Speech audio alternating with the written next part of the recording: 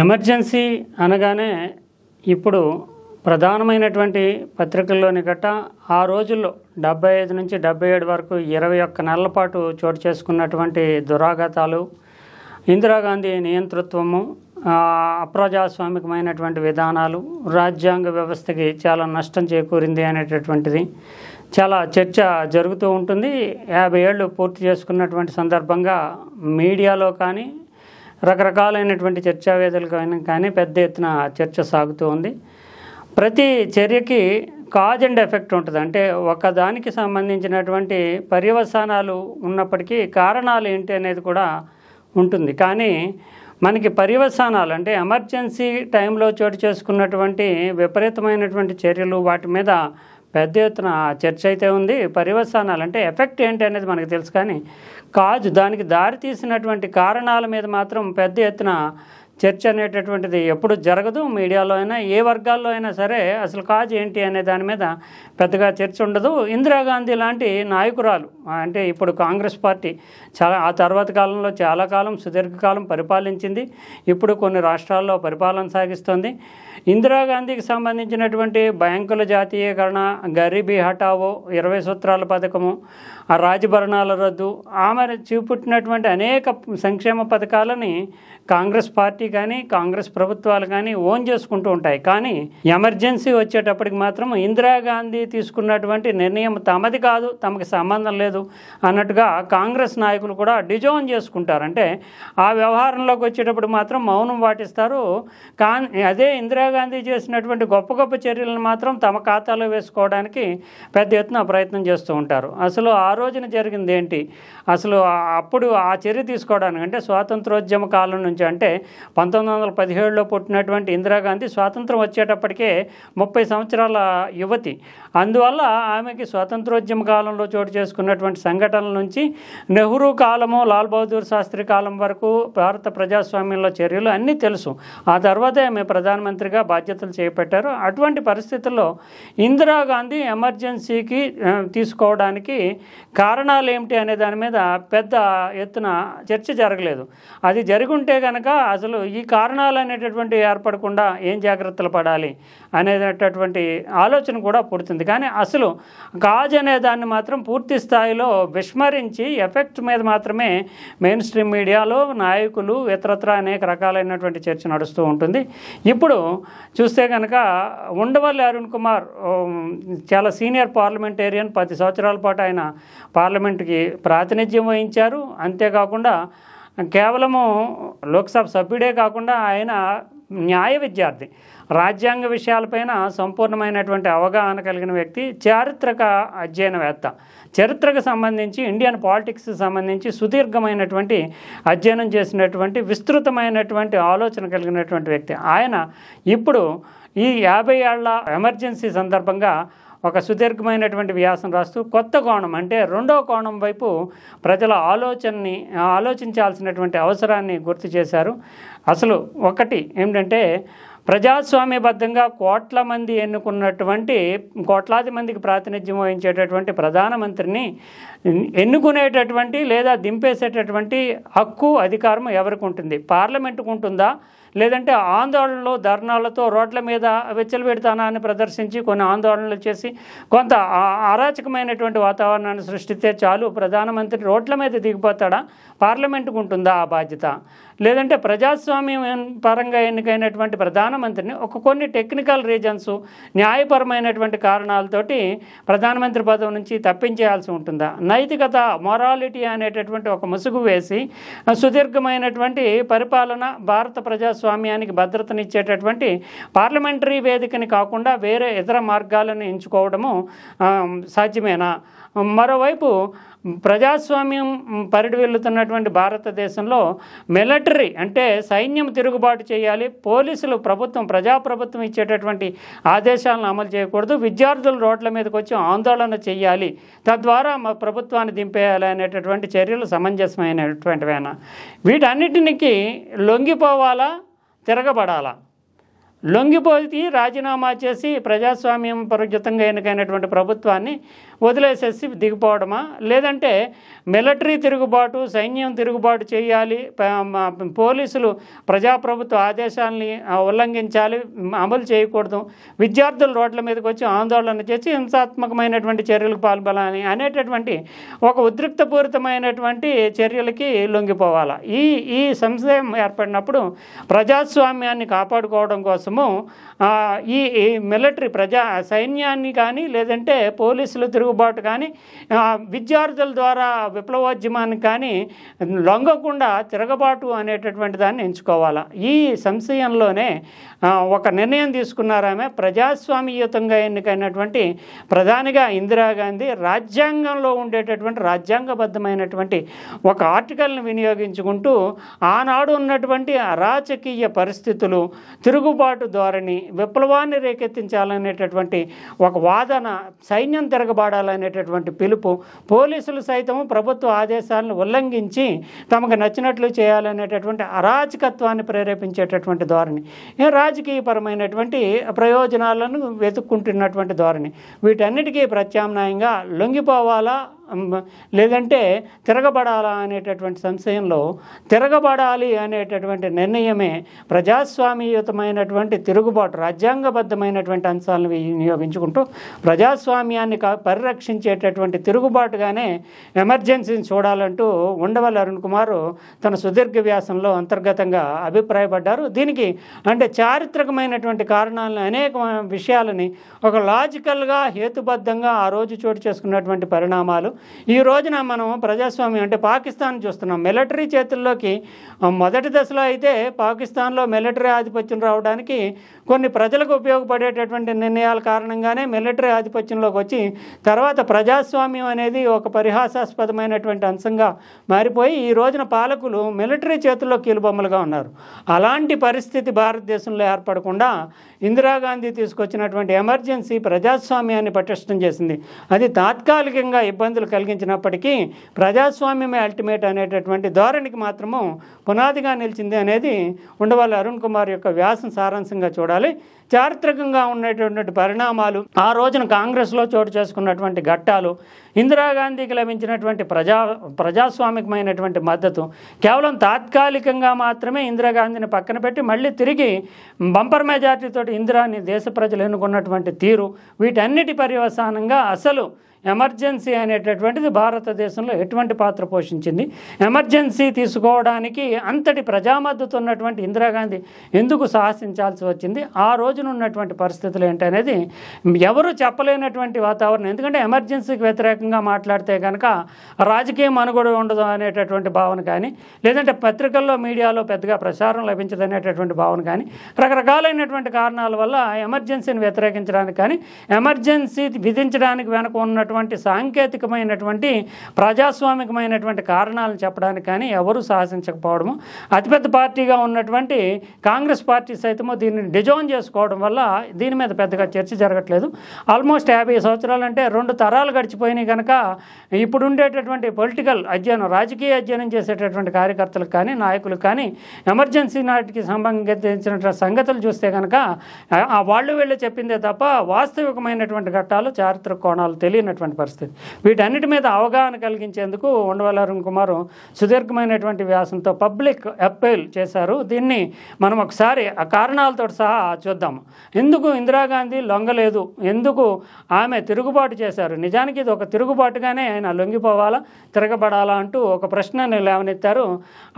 ఆమెకు ఉండేటటువంటి కెరియర్ని, క్యారెక్టర్ని, యాటిట్యూడ్ని, భారతదేశం పట్ల ఆమెకు ఉండేటటువంటి ఇంటిగ్రిటీని కూడా ఈ సందర్భంగా తన వ్యాసంలో అంతర్గతంగా ప్రశ్నించారు. సాధారణంగా 75 నాటికి చోటు చేసుకున్నటువంటి పరిస్థితుల్లో మరొక వ్యక్తి అయితే లొంగిపోయేటటువంటి వాతావరణం ఉంటుంది. కానీ అక్కడ ఉన్నది ఐరన్ లేడీ ఆఫ్ ఇండియా. అంటే ఇందిరాగాంధీకి కేవలము ప్రధానమంత్రిగా ఆమె బాధ్యతలు స్వీకరించిన తర్వాత మాత్రమే ఒక సాధికారికమైనటువంటి శక్తి కాదు. అంతకుముందే నెహ్రూ హయాంలోనే ఆమె కాంగ్రెస్ పార్టీ అధ్యక్షురాలుగా ఉన్నప్పుడు కానీ, ఆ తర్వాత కాలంలో కానీ, అంటే లాల్ బహదూర్ శాస్త్రి టైంలో కానీ ఆమె తీసుకున్న కొన్ని చర్యలు.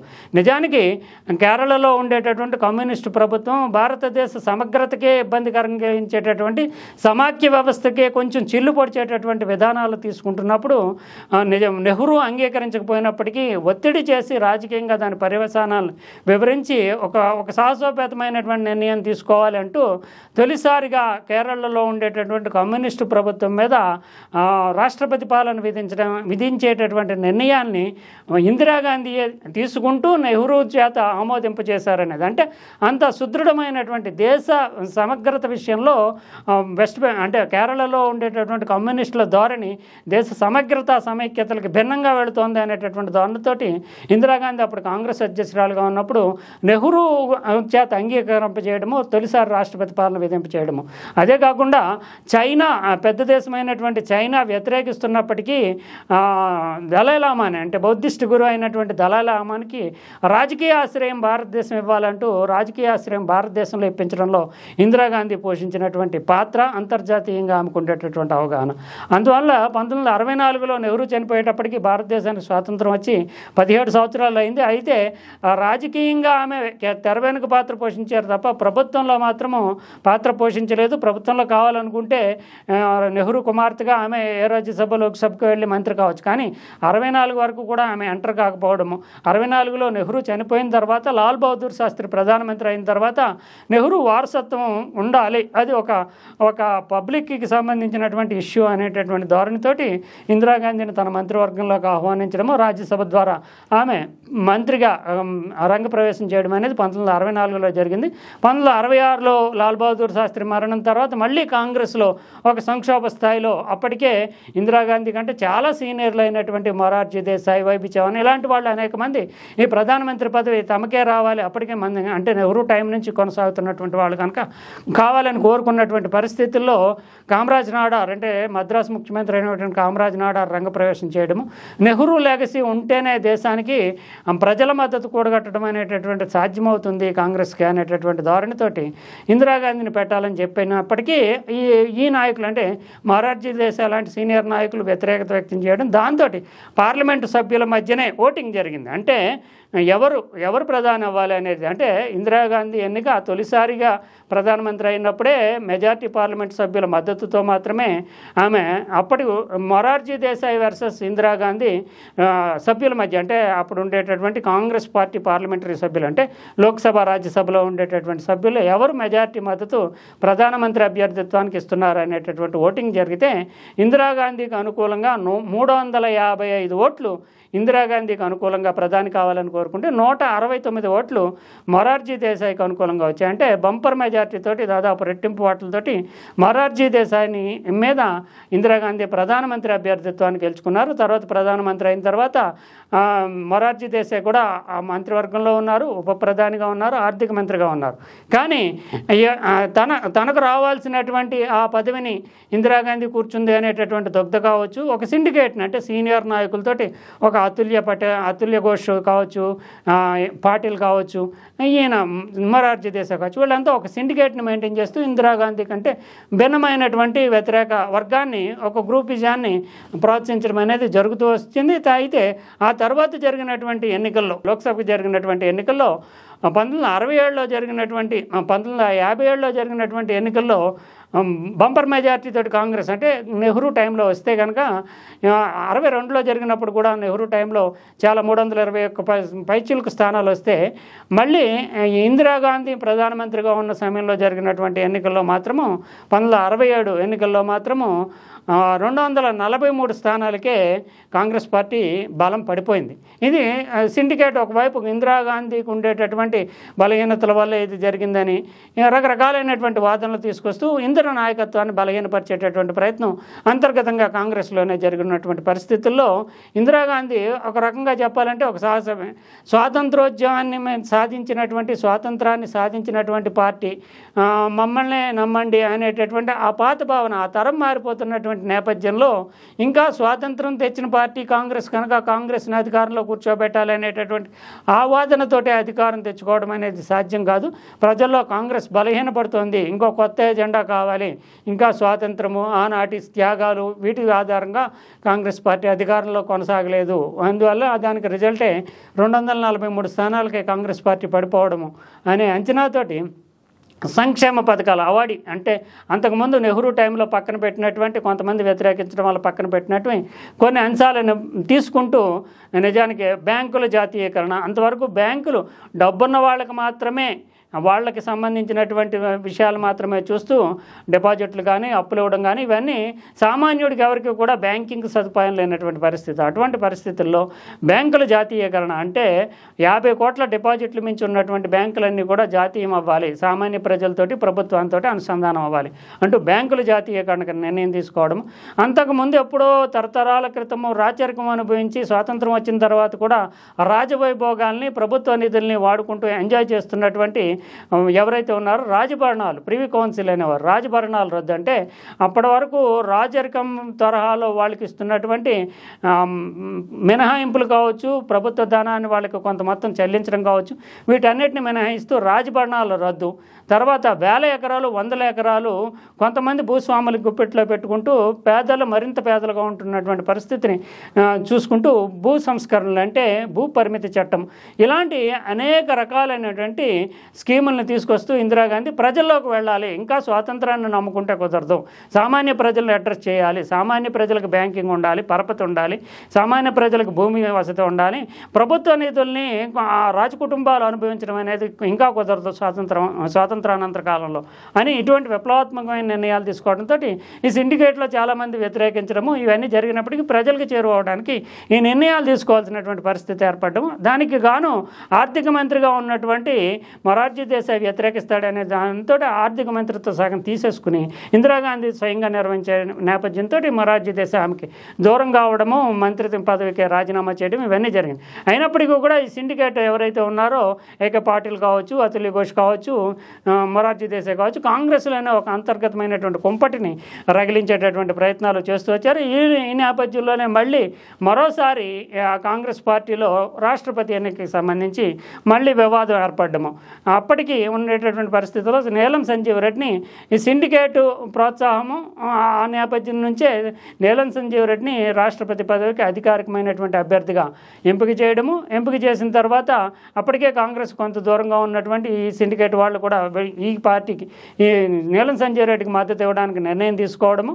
మరోవైపు చూస్తే కనుక అప్పటికే కాంగ్రెస్ కొంత సభ్యుల పరంగా బలహీనమైనటువంటి సంఖ్యలో ఉండడము, వీటన్నిటి నేపథ్యంలో అసలు వివి గిరి మళ్ళీ మరోసారి అంటే అప్పటికి ఆయన ఉపరాష్ట్రపతిగా ఉన్నాడు. అంతకుముందు చూస్తే కనుక రాధాకృష్ణన్ ఉపరాష్ట్రపతిగా ఉన్న తర్వాత ఆయన తదుపరి ఎలక్షన్స్లో రాష్ట్రపతిగా ఎన్నికయ్యాడు. రాధాకృష్ణన్ రాష్ట్రపతిగా ఉన్న సమయంలో ఉపరాష్ట్రపతిగా ఉన్నటువంటి జాకిర్ హుస్సేన్ తర్వాత కాలంలో రాష్ట్రపతి అయ్యాడు. అప్పటికి ఉపరాష్ట్రపతిగా ఉన్న తనకు రాష్ట్రపతి అవకాశం ఎందుకు ఎవరు అంటూ వివి గిరి కూడా అంటే రంగంలోకి దిగడం. నిజానికి నీలం సంజయ్ రెడ్డి, వివి గిరి కూడా ఇద్దరు తెలుగు వాళ్లే అయినప్పటికీ వీళ్ళిద్దరూ అంటే పోటీ పడేటటువంటి వాతావరణం.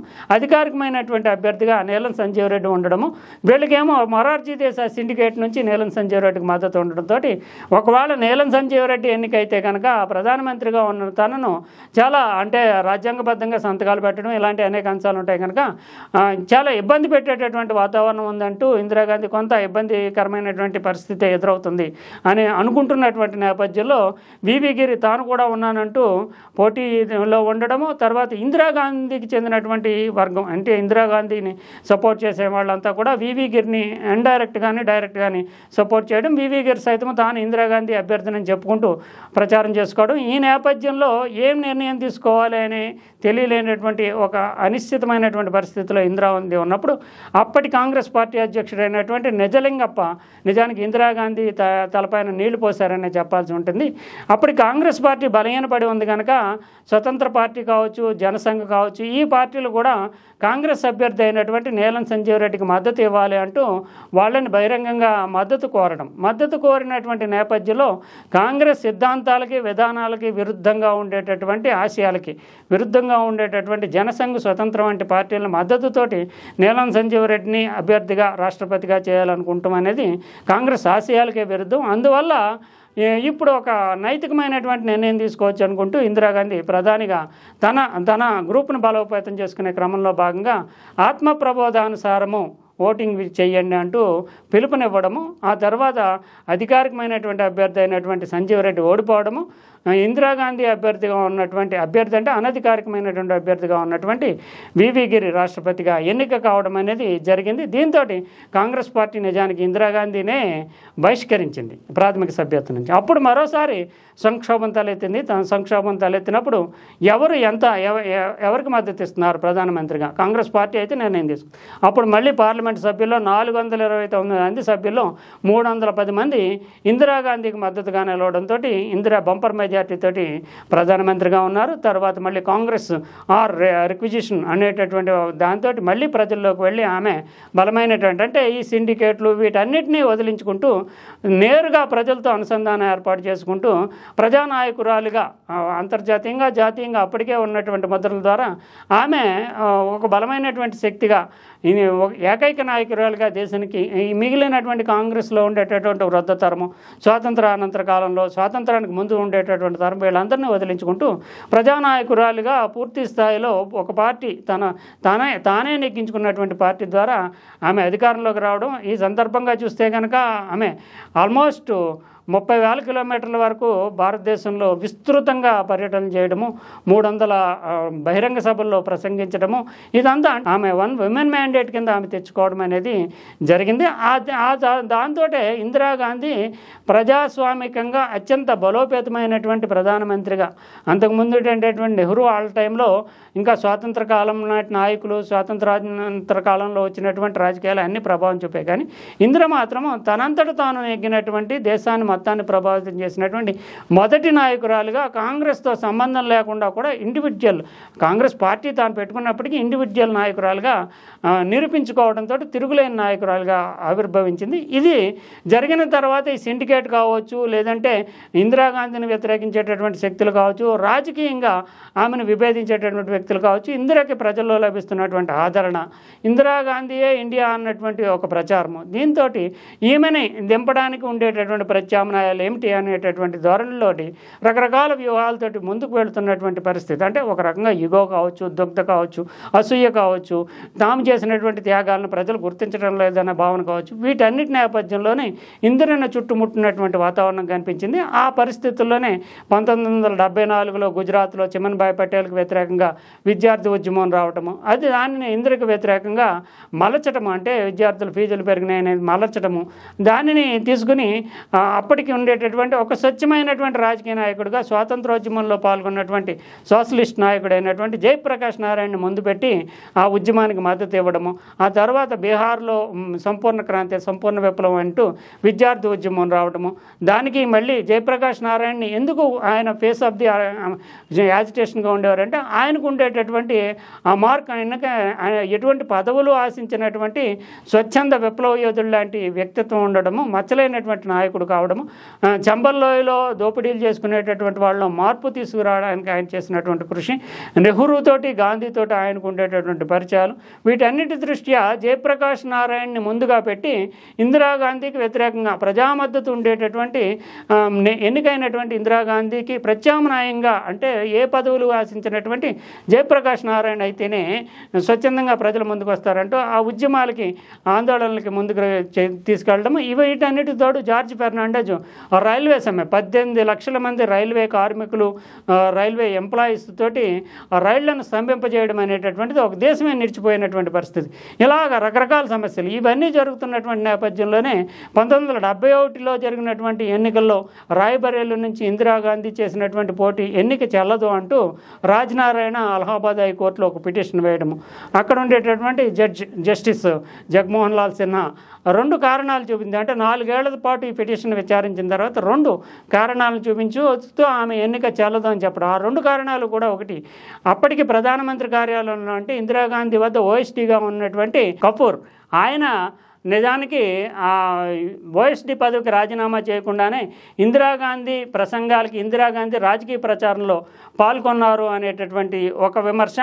మరొకటి, ఆమె ప్రసంగించినటువంటి వేదికలకి విద్యుత్ సరఫరా ప్రభుత్వమే చేసింది, ఉచితంగా ప్రభుత్వ ధనాన్ని వెచ్చించారు ఆమె చేసినటువంటి వేదిక, అంటే ఆమె చేసిన ప్రసంగాల వేదికలకి అని ఈ రెండు కారణాలను చూపిస్తూ ఓట్లు కొన్నారు, ఇతరత్ర అనేక కారణాలని జడ్జి తిరస్కరించినప్పటికీ ఓఎస్డీగా ఉండేటటువంటి వ్యక్తి ఇందిరా ప్రచారంలో పాల్గొన్నారనేది ఒకటి. తర్వాత సాంకేతికంగా ప్రభుత్వం ఉచిత విద్యుత్ ఇచ్చింది అనేటటువంటిది ఒకటి.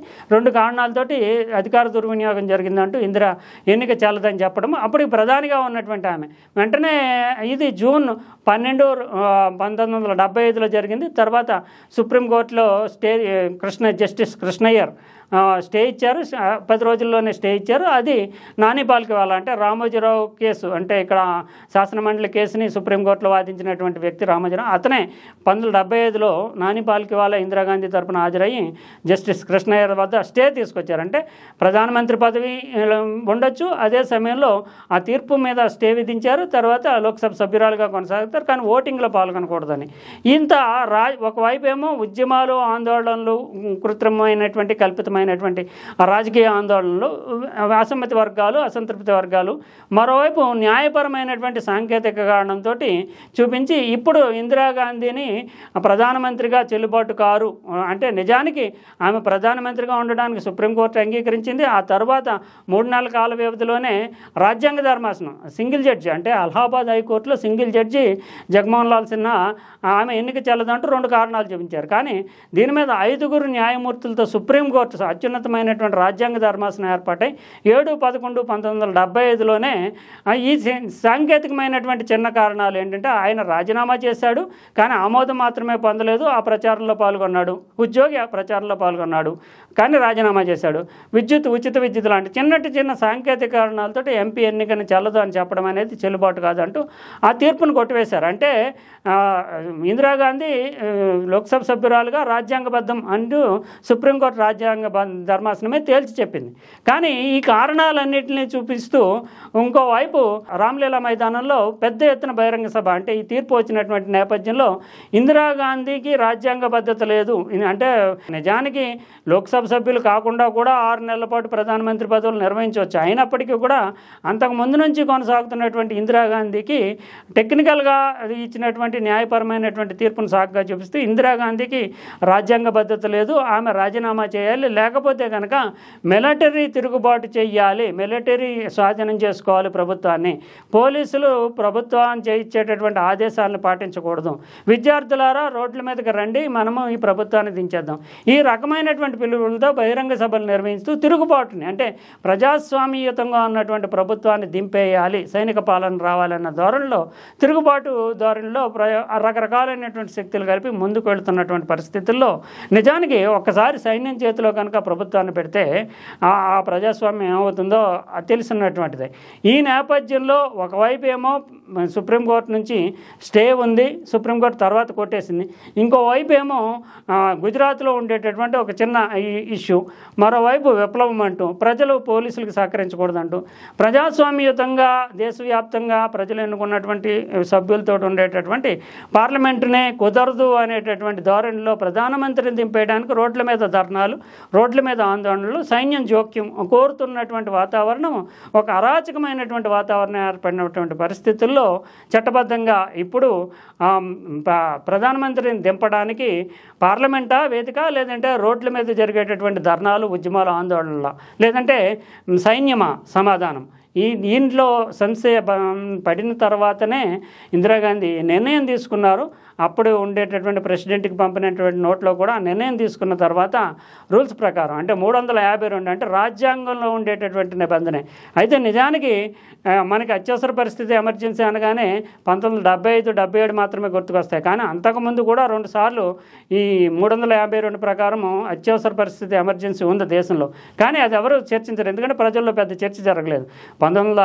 నిజానికి 1962, 68 మధ్య కాలంలో, అంటే రాధాకృష్ణన్ టైంలో, రాష్ట్రపతిగా రాధాకృష్ణన్, నెహ్రూ ఉన్న టైంలోనే చైనా దురాక్రమణ జరిగినప్పుడు ఎమర్జెన్సీ అనేటటువంటిది విధించారు. తర్వాత బంగ్లాదేశ్ కోసం భారత్ పాక్ల మధ్య యుద్ధం జరిగినప్పుడు అప్పుడు కూడా నిజానికి ఎమర్జెన్సీ ఉన్నటువంటి వాతావరణమే ఉంది, అంటే ఎమర్జెన్సీ విధించారు. ఈ 2 సార్లు కూడా 352 ప్రకారమే ఎమర్జెన్సీ విధించారు. ఇప్పుడు కూడా 75లో కూడా అదే ఎమర్జెన్సీని విధించారు. కానీ పర్యవసానాలు మాత్రం తీవ్రతరమయ్యాయి. అంటే రాజకీయ శక్తులన్నీ కూడా ఏకమయ్యి ఇందిరాగాంధీని దించాలి అనేటటువంటి ధోరణితో ముందుకెళ్లడంతో ఈ పర్యవసానాలు తీవ్రమైపోయాయి. అంటే అంతకుముందు 2 సార్లు ఎమర్జెన్సీ ఉన్నప్పటికీ దాని ప్రభావం ప్రజలకు తెలియదు. కానీ ఇదే ఎమర్జెన్సీ 75లో విధించిన తర్వాత రాజకీయ శక్తులన్నీ కూడా ఇందిరకు వ్యతిరేకంగా ఆందోళనలో రంగప్రవేశం చేయడంతో దాని పర్యవసానాలు మాత్రం తీవ్రంగానే ఉన్నాయి. అంటే ఒకవైపు సంజయ్ గాంధీ రంగప్రవేశము, సంజయ్ గాంధీ కుటుంబ నియంత్రణ, బలవంతపు కుటుంబ నియంత్రణలో 60 లక్షల మందికి బలవంతంగా, అప్పటికి కుటుంబం ఎంతమందినన్నా కనాలి, సంతానాన్ని పెంచుకోవాలనేటటువంటి ప్రజల మైండ్ సెట్కి విరుద్ధంగా కుటుంబ నియంత్రణ, తర్వాత నగరాల సుందరీకరణ అంటూ పేదలు ఉండేటటువంటి ప్రాంతాలను ఖాళీ చేయించడము, బుల్డోజర్లు ప్రవేశపెట్టడము, మరోవైపు వరకట్న నిషేధాన్ని కఠినంగా అమలు చేయాలంటూ కేసులు పెట్టడము, కుల నిర్మూలన అంటూ కొత్త నినాదాన్ని తీసుకోవడం, ఇలా రకరకాల అప్పుడుకుండే సామాజిక పరిస్థితులకి భిన్నమైనటువంటి వైఖరితో సంజయ్ గాంధీ ఒక రాజ్యాంగేతర శక్తిగా ఒక ఎజెండాని ఇంప్లిమెంట్ చేయడము, తుర్క్మన్ గేట్ అంటే పేదల ఇళ్లను ఖాళీ చేయించేట కొన్ని కాల్పులు జరగడము, తర్వాత పోలీసులు అధికారం ఇచ్చారు కనుక పోలీసులు విచ్చలవిడిగా ఫండమెంటల్ రైట్స్ అంటే పౌరుల ప్రాథమిక హక్కుల్ని నిషేధించారు, పత్రికా స్వేచ్ఛ మీద సెన్సార్షిప్ విధించారు, ఆ రాజకీయ శక్తులు కనుక తిరగబడితే కనుక జైళ్ళకి తోశారు. ఇలా రకరకాల రూపాల్లో నిర్బంధం అమలు కావడము, అదే సమయంలో కుటుంబ నియంత్రణ వంటి విషయాల్లో ప్రజల మీద ఒత్తిడి పెరగడము, ఆపరేషన్లు చేయడము, వీటన్నీ కలిపి ఈ నిజానికి ఇందిరాగాంధీ మీద వ్యతిరేకతకి ఎమర్జెన్సీ కాలమే కారణమైందని చెప్పాల్సి ఉంటుంది. దీనివల్ల వచ్చినటువంటి పర్యవసానం కూడా ఆ తర్వాత చూసాము. అయితే ఇది నిజానికి రాజ్యాంగబద్ధమైనటువంటి విధానాలను వినియోగించుకుంటూనే ఎమర్జెన్సీ విధించారు. ఆ తర్వాత ఎమర్జెన్సీ తర్వాత కూడా ఆ ఎమర్జెన్సీ ఇందిరాగాంధీ టైంలోనే ఎన్నికలు జరిగాయి. అంటే జనతా ప్రభుత్వం అధికారంలోకి రావడం కూడా నిజానికి నియంత ఎవరన్నా అయితే కనుక ఎన్నికలను ప్రభావితం చేస్తారు. కానీ ఎన్నికలు ప్రజాస్వామ్యబద్ధంగానే జరిగాయి. ఇందిరాగాంధీ దిగిపోక తప్పనటువంటి పరిస్థితి ఏర్పడింది. ఇందిరాగాంధీ ఎమర్జెన్సీని ఎత్తేసారు, మళ్ళీ ప్రజాస్వామ్య ప్రభుత్వం వచ్చింది. ఇదంతా ఒక చర్య అయితే నిజానికి అప్పటికి ఎమర్జెన్సీ విధించడానికి దారితీసినటువంటి పరిస్థితులే కాకుండా ఇందిరాగాంధీ మంత్రిమండలి మాత్రమే నిర్ణయం తీసుకున్నారా అంటే ఖచ్చితంగా కాదనే మనం చెప్పాల్సి ఉంటుంది. అప్పుడు అంటే నెల రోజుల వ్యవధిలోనే ఈ ఎమర్జెన్సీకి సంబంధించినటువంటి విషయాన్ని పార్లమెంట్లో కూడా ప్రవేశపెట్టారు. పార్లమెంటులో 2 రోజుల పాటు ఎమర్జెన్సీ మీద చర్చ జరిగింది. నిజానికి ఈ ఎమర్జెన్సీ నిర్ణయాన్ని ఇందిరాగాంధీ మంత్రిమండలి తీసుకున్నప్పటికీ భారతదేశంలో అత్యున్నతమైనటువంటి ప్రజాస్వామ్య వేదిక పార్లమెంటు దీనిని ఆమోదించింది. ఓటింగ్ కూడా జరిగింది. దీంట్లో నిజానికి 336 మంది సభ్యులు ఎమర్జెన్సీని సపోర్ట్ చేస్తూ ఓటింగ్లో పాల్గొనగా 59 మంది మాత్రమే ఎమర్జెన్సీని వ్యతిరేకించారు. అంటే ఆ రకంగా చూస్తే కనుక అత్యున్నతమైనటువంటి చట్టసభ కూడా ఎమర్జెన్సీకి ఆమోదించినట్లుగానే చెప్పాల్సి ఉంటుంది. అయితే ఈ ఎమర్జెన్సీ ప్రభావం వల్ల ఇందిరాగాంధీ ప్రజలకి అంటే అప్పుడుండేటటువంటి పరిస్థితులు, జయప్రకాష్ నారాయణ ఉద్యమం, ఎమర్జెన్సీలో చోటు చేసుకున్నటువంటి పరిణామాలు, నిజానికి ఆ ఎమర్జెన్సీ కాలంలో పోలీసులు విశృంఖలంగా అధికారాలను వినియోగించడం, 1,10,000 మందిని అరెస్టులు చేయడము, దాదాపు 700 మంది మరణించడం, అంటే పోలీస్ కస్టడీలో కావచ్చు, తుర్క్మన్ గేట్ దగ్గర జరిగినటువంటి కాల్పులు కావచ్చు, తర్వాత నిర్బంధంలోకి తీసుకునేటటువంటి క్రమంలో ఆందోళనలు జరుగుతున్నప్పుడు వివిధ రూపాల్లో లాఠీ చార్జీలు ఇతర రూపాల్లో కావచ్చు 700 మంది మరణించడము, పత్రికా స్వేచ్ఛ మీద సెన్సార్షిప్ విధించడం, ఈ పర్యవసానాలతోటి ఉత్తర భారతదేశంలో మాత్రము ప్రత్యేకంగా ఒక వ్యతిరేక వాతావరణం అనేది ఏర్పడింది. కానీ దక్షిణ భారతదేశం మాత్రము ఎమర్జెన్సీ నిజానికి ఎమర్జెన్సీ యొక్క ప్రభావమే అంత తీవ్రమైతే దక్షిణ భారతదేశంలో మాత్రం మళ్ళీ 1977లో కూడా కాంగ్రెస్ పార్టీకే పట్టం కట్టారు. ప్రత్యేకించి ఆంధ్రప్రదేశ్, ఉమ్మడి ఆంధ్రప్రదేశ్లో 42 లోక్సభ స్థానాలు ఉంటే 41 స్థానాలు ఈ ఇందిరా కాంగ్రెస్కే వచ్చాయి. అంతేకాకుండా ముఖ్యంగా చెప్పాల్సింది ఆ ఎన్నికల్లో సైతం 77 ఎన్నికల్లో సైతము ఇందిరాగాంధీ కాంగ్రెస్ పార్టీ ఓడిపోయినప్పటికీ 34.5% ఓటింగ్ వచ్చింది. అంటే నిజానికి మిగిలినటువంటి పార్టీలు, జనసంఘ్, మిగిలిన అన్ని పక్షాలు కలిసినటువంటి జనత అన్ని కలిసి చేసినటువంటి ప్రయోగం ఎంత ఉన్నప్పటికీ 34.5% ఓటింగ్ కాంగ్రెస్ పార్టీకి వచ్చింది. 2 ఏళ్లలోనే మళ్ళీ ఇందిరాకో బులావ్ దేశ్కో బచావ్ అనేటటువంటి నినాదంతో మళ్ళీ బంపర్ మెజార్టీతో 1980లో ఇందిరాగాంధీ మళ్ళీ ప్రజా మద్దతుతోటి అధికారంలోకి రాగలిగారు. అంటే ఎమర్జెన్సీయే కనుక అంత తీవ్రమైనది, ప్రజల హక్కులు హరించేది, ప్రజల్లోకి ఇంకా అసలు స్వేచ్ఛ లేదు, ప్రజలు జీవించడమే కష్టం అనేటటువంటి ఆ భావనే ఉండుంటే కనుక 2 ఏళ్లలోనే మళ్ళీ ఇందిరాగాంధీనే మళ్ళీ ప్రజలంతా ఎన్నుకుని, అంటే ఆ జనతా ప్రభుత్వ పెట్టినటువంటి ఎన్నికల్లో ఇందిరను మళ్ళీ ఎన్నుకుని ఎందుకు కూర్చోబెడతారు? అందువల్ల ఎమర్జెన్సీ యొక్క ప్రభావం అనేది తాత్కాలికమైనటువంటిది. కానీ దాని చర్య అంటే 75లో ఆ చర్య తీసుకోవడానికి ముందుకు ఏర్పడినటువంటి వాతావరణం, రకరకాలైనటువంటి సిండికేట్లు, ఒక అరాచకమైనటువంటి వాతావరణాన్ని, మిలిటరీ స్వాధీనం చేసుకోవాలి ప్రజాస్వామ్యాన్ని అనేటటువంటి పిలుపులు, ఆందోళన రూపంలో ప్రజాప్రభుత్వాన్ని కూల్చేసేటటువంటి ప్రయత్నాలు. ఈ నేపథ్యంలో ఐరన్ లేడీ ఆఫ్ ఇండియాగా ఉన్నటువంటి ఇందిరాగాంధీ, మామూలు వాళ్ళు అయితే టెక్నికల్గా హైకోర్టు ఇచ్చినటువంటి సాంకేతికమైనటువంటి తీర్పు, ఆ తీర్పును కూడా రాజ్యాంగ ధర్మాసనం కొట్టేసింది. అయినప్పటికీ కూడా అప్పుడు ఏర్పడినటువంటి తాత్కాలికమైనటువంటి రాజకీయాలను సాకుగా చేసుకుంటూ ప్రజాప్రభుత్వాన్ని దింపేయాలి, ప్రధానమంత్రిగా ఇందిరని దింపేయాలనేటటువంటి ఒక కుట్ర ఎదుర్కొనేటటువంటి క్రమంలో భాగంగా లొంగిపోవాలా తిరగబడా అని నిర్ణయం తీసుకున్నప్పుడు, అంతకుముందే చైనానే ధిక్కరించి నిర్ణయం తీసుకున్నటువంటి వ్యక్తి, అప్పటికి ఉండేటటువంటి సామాజిక పరిస్థితుల్లో పెద్దలు డబ్బున్న వాళ్ళకి వ్యతిరేకంగా బ్యాంకులు జాతీయకరణ చేసిన వ్యక్తి, కొంత చిన్నటువంటి మంది గ్రూప్స్ను పెట్టుకుంటూ రాజభోగాలు అనుభవిస్తున్నటువంటి రాచరిక వ్యవస్థకు విరుద్ధంగా రాజభరణాలు రద్దు చేసినటువంటి వ్యక్తి ఇంకా లొంగుతారా? అందువల్లనే తిరగబడాల్సిందే అనేటటువంటి నిర్ణయంతో, అందులోని పాకిస్తాన్తో యుద్ధం చేసి బంగ్లాదేశ్ ఏర్పాటుకి సాహసించినటువంటి వ్యక్తి, అమెరికాను సైతం ధిక్కరించినటువంటి వ్యక్తి, ఇంత బలమైనటువంటి రాజకీయ నేపథ్యం, విస్తృతమైనటువంటి ప్రజా మద్దతు ఉన్నటువంటి ఇందిరాగాంధీ పార్లమెంటులో ప్రధానమంత్రిని దింపాలి, పార్లమెంటే ఎన్నుకోవాలి తప్ప ఆందోళనలు, ధర్నాలు, ఉద్యమాల ద్వారా ప్రజాస్వామ్యానికి అత్యున్నతమైనటువంటి పార్లమెంటుని ధిక్కరించి ప్రధానమంత్రిని దింపేయడం సాధ్యం కాదు, దీనిని అంగీకరించకూడదు. ఇది జరిగితే కనుక భారత ప్రజాస్వామ్యం కూడా పాకిస్తాన్ ప్రజాస్వామ్యంలా తయారైపోతుంది. అందువల్ల భారత ప్రజాస్వామ్యాన్ని పరిరక్షించడము, రాజ్యాంగంలో ఉండేటటువంటి 356 అధికారాలను వాడుకుంటూ ఆ అత్యవసర పరిస్థితిని విధించడం, ఇది ఆమె చేసినటువంటి తిరుగుబాటు.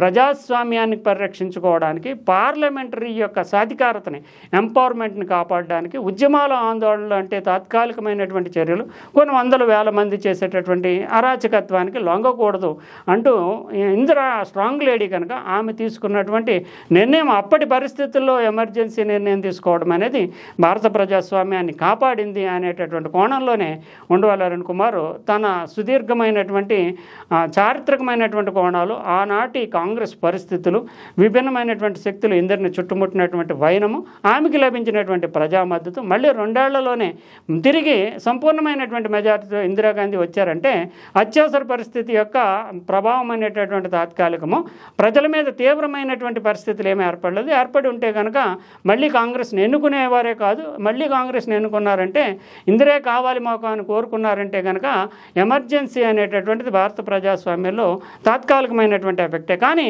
ఆ మచ్చ కావచ్చు, నీళ్ళు కావచ్చు, ఇందిరాగాంధీని ఈనాటికి వెన్నాడుతున్నాయి. కాంగ్రెస్ కూడా ఓన్ చేసుకోలేనటువంటి పరిస్థితి ఉంది. అంత జరిగినప్పటికీ ఎమర్జెన్సీ మీద కాంగ్రెస్గా యాత్ర పక్షాలు ఎంతగా ప్రచారం చేస్తున్నప్పటికీ ఆ 352 ఆర్టికల్ ఏదైతే ఎమర్జెన్సీని విధించడానికి రాజ్యాంగం కల్పించినటువంటి ఆర్టికల్ ఏదైతే ఉందో అది ఇప్పటికీ కూడా రాజ్యాంగంలో భాగంగానే ఉంది. అయితే అప్పుడు ఉండేటటువంటి అంతర్గత అలజడి అనేటటువంటి స్థానంలో సాయుధ తిరుగుబాటు, అంటే ఎవరైనా రెబల్స్ తిరుగుబడితే కనుక వినియోగించుకోవచ్చు, అంటే మార్క్సిస్టులు కావచ్చు, ఇతర వినియోగించుకోవచ్చు అనే క్లాజ్లో ఉంది. అంటే 352 ఇంకా కొనసాగుతుంది. అంటే ఎమర్జెన్సీ విధించడానికి పరిస్థితులు, ఒకవేళ ఆనాటి పరిస్థితులు ఏర్పడితే మళ్ళీ ఎమర్జెన్సీ విధించడానికి కూడా రాజ్యాంగంలో ఆర్టికల్ ఉంది అంటేనే రాజ్యాంగ భద్రత ఉంది దానికి అని అనేక పార్టీల తర్వాత అధికారంలోకి వచ్చిన ఆర్టికల్ని కొనసాగిస్తున్నారు అంటేనే దాని అవసరం ఉంది, అవసరమైనటువంటి పరిస్థితుల్లో వినియోగించుకోవచ్చు అనేటటువంటిదే దాని యొక్క అర్థంగా మనం సారస్యంగా అర్థం చేసుకోవాల్సి ఉంటుంది.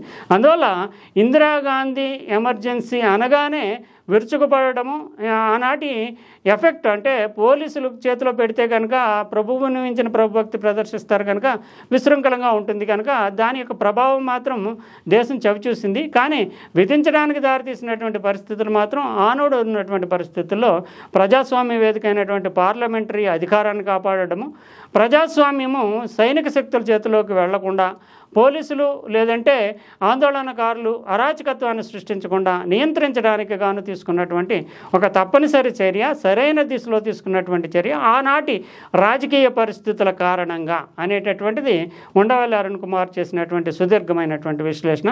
చాలా లాజికల్గా చారిత్రక కోణాల్లో అప్పుడు ఉండేటటువంటి పరిస్థితులు, పెత్తందారుల యొక్క ధోరణి, సిండికేట్ వ్యవహారాలు, అంతేకాకుండా తమ చేతిలోంచి అధికారం జారిపోతుంది, తమ చేతిలోంచి సంపద పోతుంది అనుకునేటటువంటి కొన్ని శక్తులు బ్యాంకుల జాతీయకరణను వ్యతిరేకించడము, అంతవరకు అనుభవించినటువంటి వైభోగము రాజరికాలని పోతుంది అనేటటువంటి ధోరణితోటి రాజరికాలు రద్దయినటువంటి వాళ్ళు తిరుగుబాటు ధోరణిని ప్రోత్సహించడము, ఇంకోవైపు చూస్తే కనుక వందల వేల ఎకరాలను అనుభవించేటటువంటి భూస్వామ్య వర్గాలు అరాచకత్వం ఎక్కడున్నా కూడా దానికి సపోర్ట్ చేయాలనేటటువంటి ధోరణితో ఉద్యమాల ఆందోళనను ప్రేరేపించేటటువంటి వాతావరణం, భూపరిమితి చట్టం వల్ల తమ భూములు పోతున్నాయి కనుక వాళ్ళు అరాచకత్వాన్ని ప్రేరేపించేటటువంటి వాతావరణం, ఉద్యమాలు ఆందోళన జరిగితే కనుక ఆర్థికంగా ధనం సాయం చేసి సైతము ప్రభుత్వాన్ని దించే కుట్రలో భాగం అవుదాం అనేటటువంటి నేపథ్యాలు ఉన్నటువంటి వాతావరణంలో ప్రజాస్వామ్యాన్ని కాపాడడానికి, సామాన్యులకి రక్షణ ఇవ్వడానికి పార్లమెంటరీ అత్యున్నతమైనటువంటి స్థాయిని